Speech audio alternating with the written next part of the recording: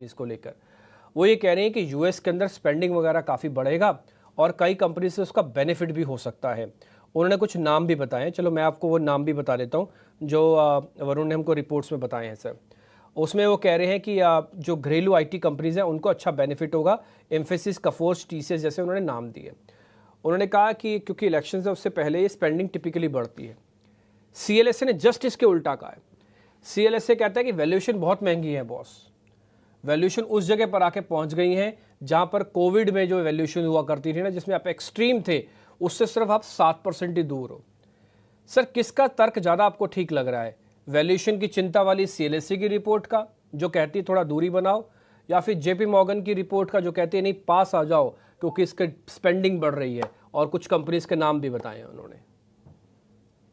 धन्यवाद डिप्टी जी, आपका सभी को प्रणाम और शुभ प्रभात। तो आपका प्रश्न है दोनों में से किसका तर्क नमस्ते सर। हमें नमस्ते सर। ठीक ठाक लग रहा है। हमें हमारा तर्क जो है वो ठीक ठाक लग रहा है। और हमारा तर्क ये है डिम्पी जी कि पिछले 2 साल में जब ये सब बुद्धिमत्ता वाले गोरे संस्थागत निवेशक कारण ढूंढ रहे थे आईटी क्षेत्र से दूर रहने के लिए, उस समय पर हमारी कंपनी जियोजित फाइनेंशियल सर्विसेज यही कवायद कर रही थी। और हमने हमारी चैनल ईटीना स्वदेश पर कई बार पिछले 1.5-2 साल से कहते आ रहे हैं कि आईटी क्षेत्र में निवेश कीजिए, लंबी अवधि के लिए करिए। परिस्थिति सुधरने में समय लगेगा, लेकिन ऐसा नहीं कि परिस्थिति में सुधार नहीं आएगा। और आज वास्तविकता यह है कि पहली तिमाही नतीजों के देखने के बाद, खास करके इस नए वित्तीय वर्ष 2025 के, अमूमन सभी लोग अब आईटी क्षेत्र में अपना पलड़ा जो है वो झुका रहे हैं। और ज्यादा आपको खरीदारी की राय आती हुई दिख रही है। ब्याज दरों में कटौती संभवता है अमेरिका में इस महीने में। कब होगी, कितनी मात्रा में होगी, वो तो पता नहीं, लेकिन परिस्थिति में सुधार हो रहा है, इसमें कोई दो राय नहीं है। बजटरी कट्स और डिस्क्रिशनरी स्पेंड जो अमेरिका में प्रतिबंध था, वहां पर अब लगाम जो खींची गई थी उसमें थोड़ी बहुत रियायत दी गई है। दूसरी तरफ स्थानीय मार्केट में ही काफी सारे मेरे ख्याल से अवसर है। स्थानीय आईटी क्षेत्र की कंपनी में जहां पर कामकाज हो रहा है।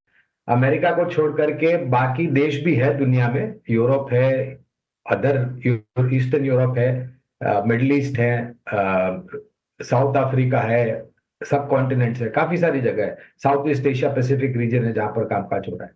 तो हमारा तर्क ये है कि भाई, और एक बात मैं कहना चाहूँ आपको कि आज के माहौल में जहां पर साइबर अटैक्स और वेब अटैक्स इतनी बड़ी मात्रा में हो रहे हैं, जहां पर जेन एआई एक बहुत बड़ा परिवर्तन लाने वाली है, ऐसी परिस्थिति में मेरे ख्याल से अगर आप आईटी क्षेत्र की सेवाएं नहीं लेंगे तो आपका जो आईटी प्लेटफॉर्म है वो असुरक्षित हो जाएगा।